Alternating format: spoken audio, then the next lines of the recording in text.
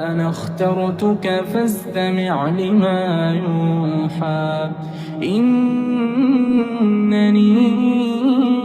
أنا الله لا إله إلا أنا فاعبدني يا صباح الخير، يا صباح النور، كيفكم بنات؟ إن شاء الله تكونوا بألف خير يا رب وانتوا عم تشوفوا فيديو اليوم حبيت رحب بكل البنات الجداد اللي اشتركوا بالقناة وإلكم بحبكم كتير ونورتوني. فيديو اليوم حيكون مختلف شوي ومميز ومجهزت لكم فيه طلعة بتاخد العقل لحتى نغير جو مع بعض، فخليكم معي للآخر. الحمد لله اليوم خلصت شغل بيتي على بكير ونيمت بنتي، فقلت بساوي فنجان قهوة وبشربه على رواق. بس ليك مثل ما عم تشوفوا غفلت عنها ثانية واحدة فاضت وعبت لي الغاز. يلا بسيطة ما بيأثر، دايما بتصير معنا هالمواقف. قولولي كمان انتو بالتعليقات مين أكتر واحد بيصير معه هالموقف دايما. المهم أخدت فنجان القهوة ورحت اتفرج على مسلسلي على رواق.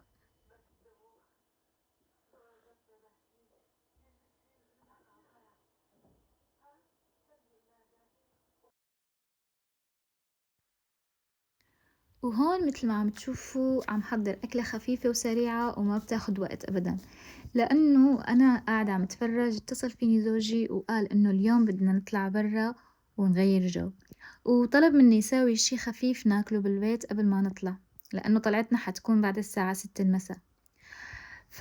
ونحن عم نطبخ فبدي أحكي لكم شغلة. اتذكرت أول ما تزوجت كيف كنت أكل هم أي أكلة بدي أعملها، لأنه بطبيعة الحال ثقافة بلدي وبلد زوجي مختلفين كتير بالأكل، وكنت بفكر إنه الطبخ كتير معقد وكتير بياخد وقت. واليوم الحمد لله سبحان الله صرت أعمل أكلة كاملة بنص ساعة وبدون تفكير كمان. فبدي أقول لكل صبية جديدة عم تتابعني ومستصعبة هالأمور إنه كل شي بالتعود بيصير سهل، وأهم شي إنك تعملي هالشي بحب. فوالله بس هيك حبيت أقول هالشي للبنات كنصيحة، وبالنهاية كل وحدة كيف بتدبر أمورها. ونرجع هون للفيديو تبعنا وخلينا نخلص طبختنا وأكلتنا الخفيفة.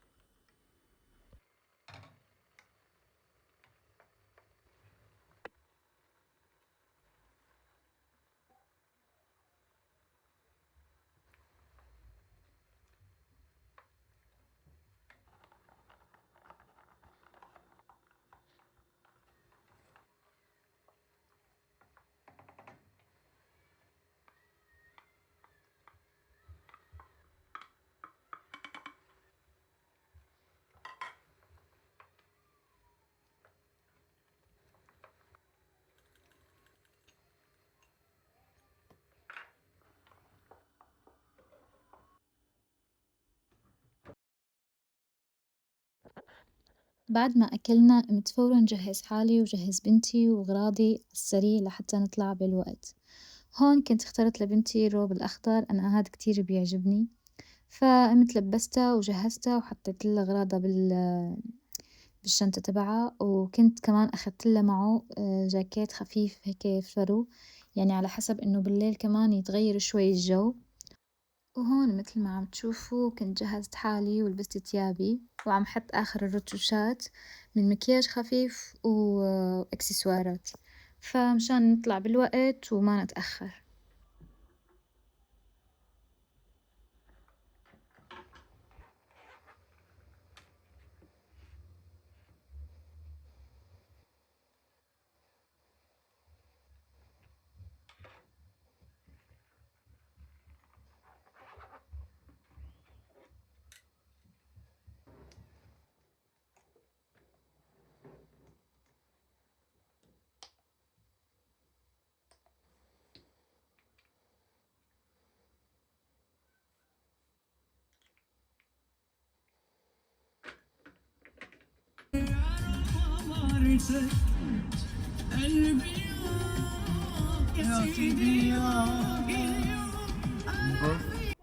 صارت الساعة 6 وطلعنا بالسيارة ورحنا على حديقة ببشك شهيد كتير حلوة.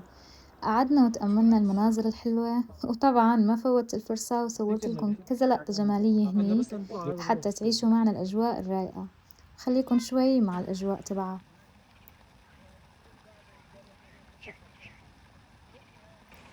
ونحن قاعدين فجأة ذكرنا زوجي بإنه أطول زحليقة هون وقريبة كتير علينا. الصراحة ما كنا مخططين لها نهائي، بس دغري حمسنا وقال يلا نروح عليها.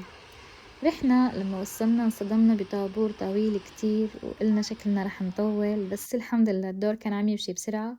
وأول ما وقفنا كان الدور عند الرقم 12 ونحن كان رقمنا 30، بس ما حسينا بالوقت لأنه مثل ما قلت لكم كان الدور عم يمشي بسرعة. وإجا دورنا، طلعنا لفوق على بداية الزحليقة وشفناهم عم يجهزوا اللي قبلنا. الصراحة كنا حابين نطلع مع زواجنا، بس لأنه كان معنا بنتين صغار وما لقينا وين بدنا نخليهم، نازلوا زواجنا وقرروا يقعدوا مع البنات. وطلعنا نحن الأربعة، أنا وأخت زوجي وبناتها التنتين. ما بخبي عليكم كان الحماس مليون، بنفس الوقت كنا شوي خايفين، بس لما جربناها ونزلنا واو، التجربة كانت كتير حلوة وبتجنن وما بتخوف أبدا عكس ما توقعنا. المنظر بالليل من فوق بياخد العقل. وعلى العموم كانت التجربة كتير روعة، تمنينا نعيدها لولا أنه تأخر علينا الوقت وكنا لسه ما أكلنا. فرحنا دغري أكلنا وبعدها أخدنا طريقنا ورجعنا على البيت. ولهون بنكون وصلنا لنهاية فيديو اليوم، بتمنى يكون عجبكم واستمتعتوا معنا. إذا حبيتوا الفيديو لا تنسوا تدعموني باللايك والاشتراك بالقناة وتفعيل الجرس ليوصلكم كل شي جديد. نشوفكم بالفيديو الجاي إن شاء الله على خير. سلام.